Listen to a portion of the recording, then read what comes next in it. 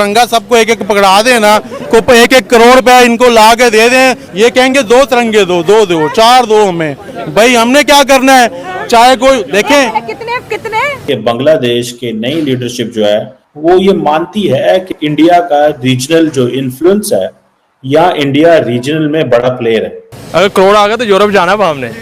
Yes है Europe, इंशाल्लाह जाएंगे, क्यों नहीं जाएंगे। के लिए कहते हैं तिरंगा लेके पैसे लेके फिर भी इस मुल्क में नहीं रहना, फिर भी इस मुल्क के साथ वफा नहीं करनी। नरेंद्र मोदी का जो मैसेज है डॉक्टर मोहम्मद यूनुस को वो बड़ा क्लियर है और मैसेज सिंपल सा कर दिया है कि माइनॉरिटीज का ख्याल रखें, हिंदूज का ख्याल रखें। कुर्बानियां दी थी वो तकसीमे हिंद पे कुर्बानियां दी।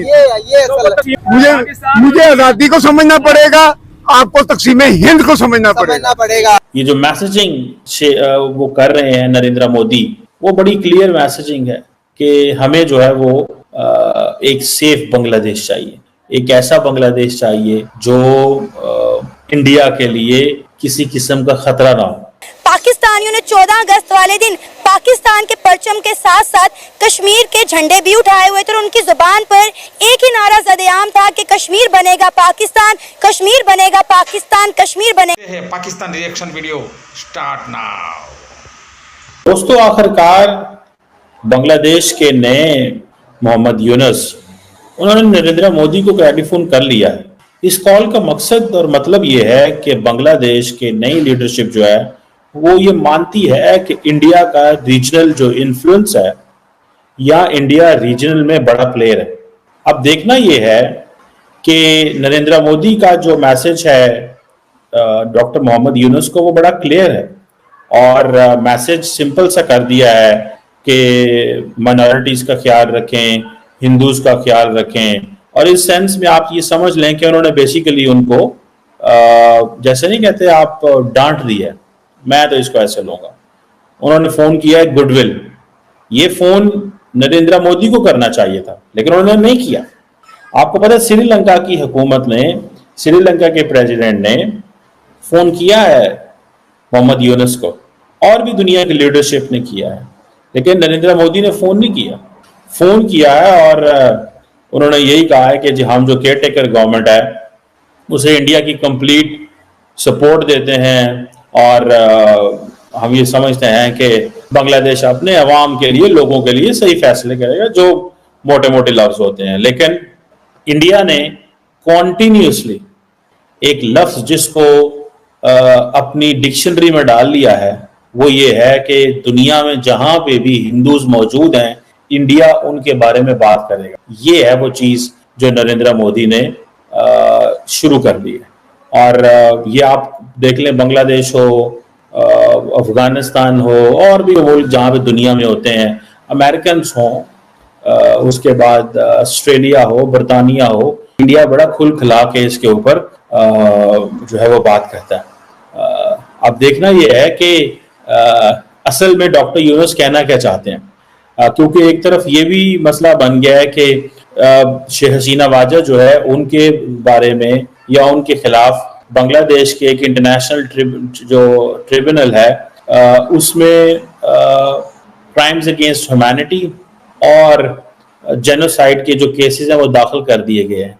और सुनने में आ रहा है कि बांग्लादेश जो है वो एक्स्ट्राडिशन की बात कर सकता है।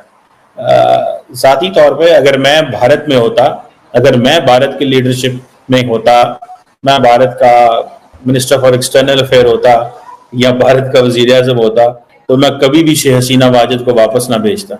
उसकी वजह यह है कि आपकी सारी की सारी क्रेडिबिलिटी जो है वो चली जाती। और शेख हसीना वाजिद के कुछ मिनिस्टर्स को तो उन्होंने पकड़ा हुआ है। अब क्वेश्चन ये आता है कि ये जो मैसेजिंग वो कर रहे हैं नरेंद्र मोदी, वो बड़ी क्लियर मैसेजिंग है कि हमें जो है वो एक सेफ बांग्लादेश चाहिए, एक ऐसा बांग्लादेश चाहिए जो इंडिया के लिए किसी किस्म का खतरा ना हो। सो वो डेमोक्रेटिक बांग्लादेश की बात कर रहे हैं, not what is at the moment. It means Narendra Modi कह रहे हैं इलेक्शन करवाओ और पावर ट्रांसफर करो।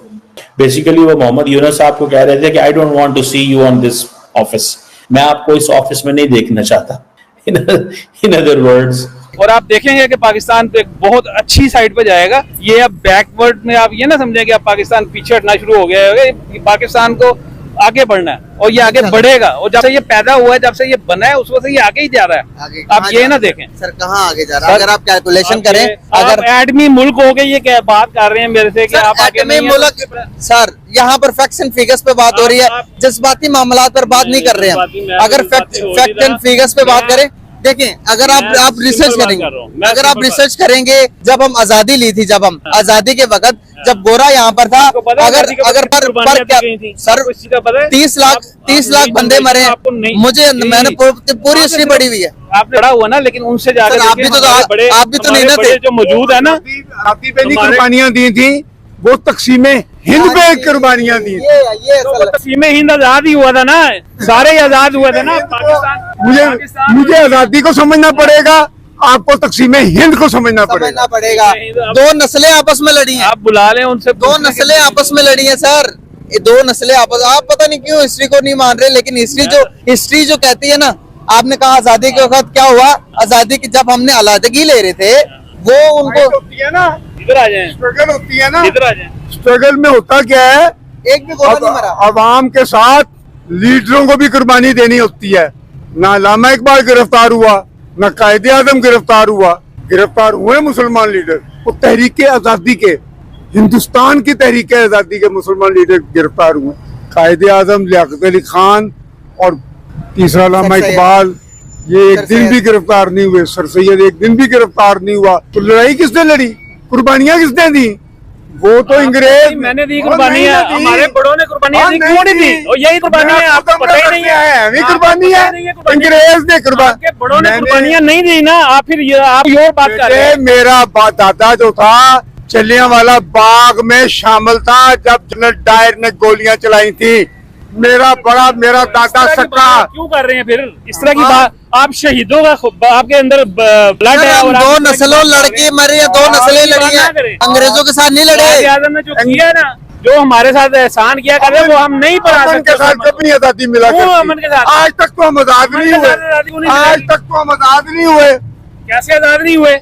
हम आजाद हैं, अल्लाह का शुक्र है। ये खड़े हुए बात कर रहे हैं ना, आजाद हैं हम। उस वक्त भी बात करते थे, उस वक्त भी रोटी खाते थे, बात करते थे, आपको नहीं पता। ऐसे ही पाकिस्तान रिएक्शन रिलेटेड वीडियो देखने के लिए हमारे चैनल को लाइक करिए, शेयर करिए, सब्सक्राइब करिए। भारत माता की जय।